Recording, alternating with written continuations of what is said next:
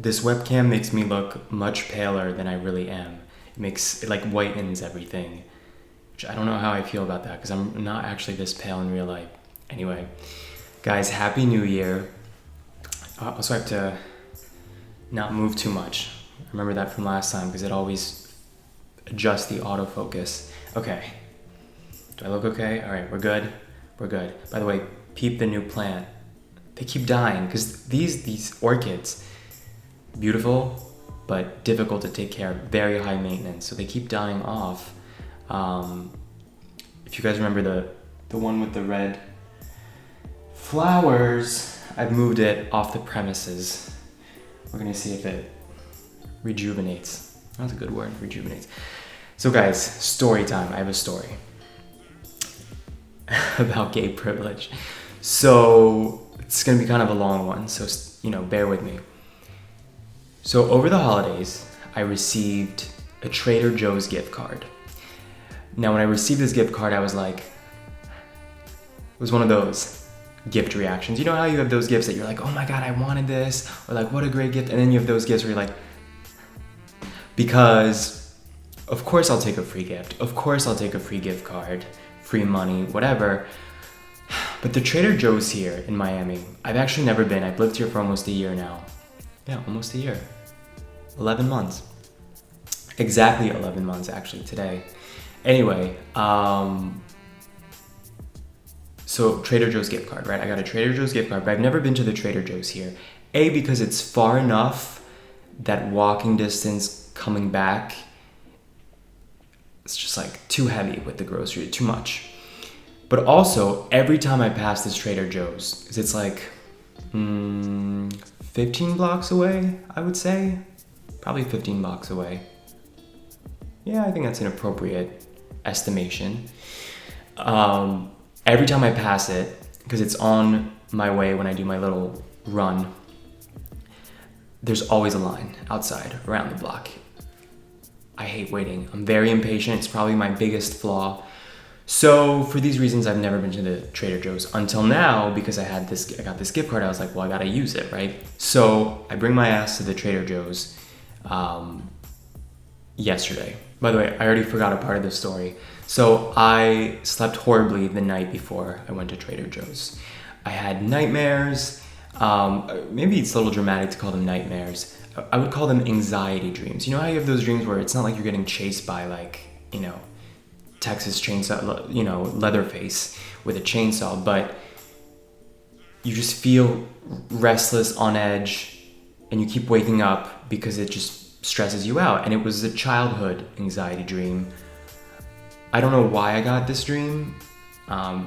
This does not happen often, but it was like memories from childhood of like gay stuff, like,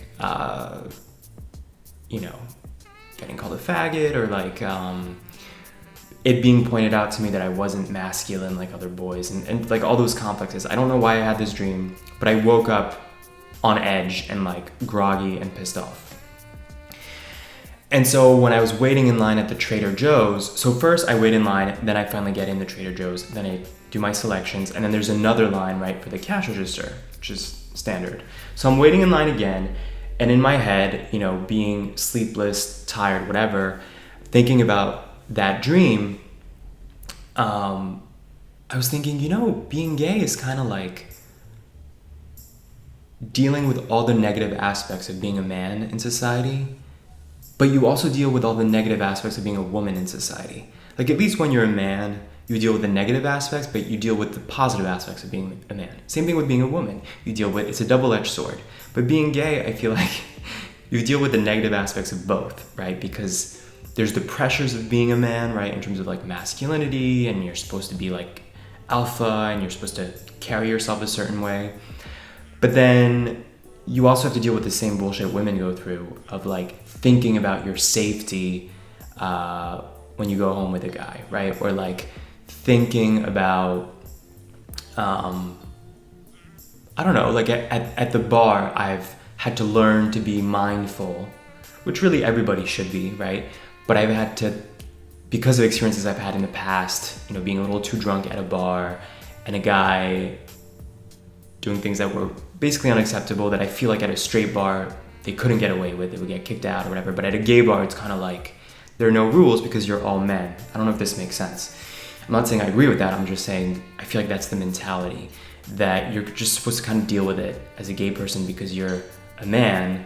So you just have to grin it and bear it. I don't know if this is making sense, but it was kind of this epiphany that I was thinking about, and I was feeling kind of bitter in the moment, and I was thinking about the dream that I had, which again does not happen often, but I'm one of those people, if I wake up that way, it can linger with me all day, especially nowadays, spending so much time by myself, not just because of quarantine, but I work from home even before this pandemic, so I spend a lot of time by myself. If I get into that kind of mindset, it can stay with me all day. So I'm feeling kind of bitter, thinking about this,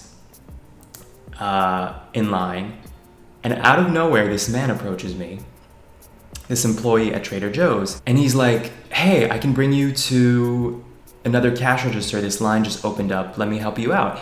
Not only does he tell me about it, but he decides to escort me, and he grabs my cart from me, which I thought was very kind. Like for a second I thought I was being punked, because I feel like that never happens, that people are so friendly, so customer service oriented, especially in a supermarket.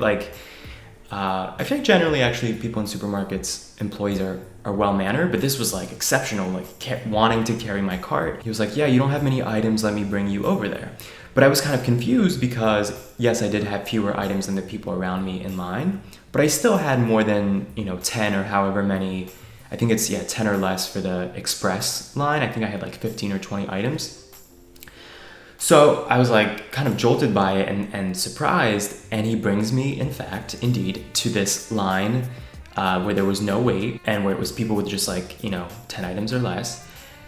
And he kept making eye contact with me the whole time. And then at the end, when he dropped off my stuff at the cash register, I said, thank you, of course, thanks so much, blah, blah, blah. And he patted me on the back. He was like, yeah, anytime, or something like that. And I thought, the plot thickens. I think he was flirting with me, and that's how I got that benefit. And in the moment, I'm like, the irony that in my mind I was just like feeling bitter about gay stuff, and then it seems that I benefited from gay privilege, which never happens. I can count on one hand how many times something like that has happened in my life, where presumably because somebody's attracted to you or they notice you in some way physically, you get some kind of benefit. You get to skip a line or something along those lines. I think once when I was in Rome or Florence, Italy, I remember waiting in line to buy a ticket, a museum ticket, and this guy just handed me a free ticket. He was like, hey, I have an extra ticket. Now, of course, these could be just situations where people are friendly. Like the employee maybe was just trying to be helpful, and maybe that's his job at Trader Joe's, to look for people who don't have many items and who are maybe slightly over 10 items. But you kind of feel when there's something more, right? Based on like the body language, the eye contact. And I guess when I look at straight people with that happening, I feel like those kind of privileges usually happen with attractive women. That's what I typically observe.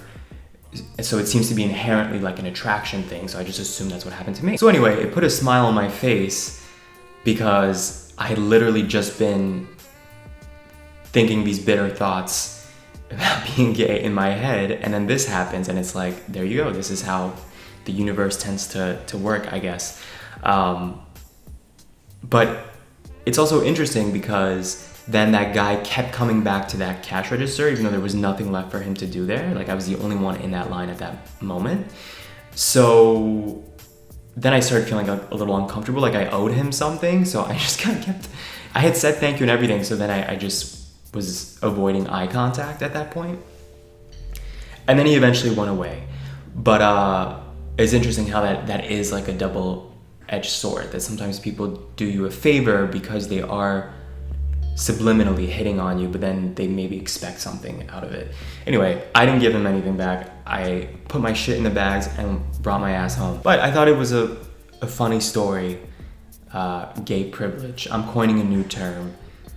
2021, it's time for a new vocabulary, gay privilege. I guess the moral of the story is the grass is always greener, but in reality, there's things that happen to us on a daily basis that are a result of luck, privilege, serendipity, whatever you want to call it.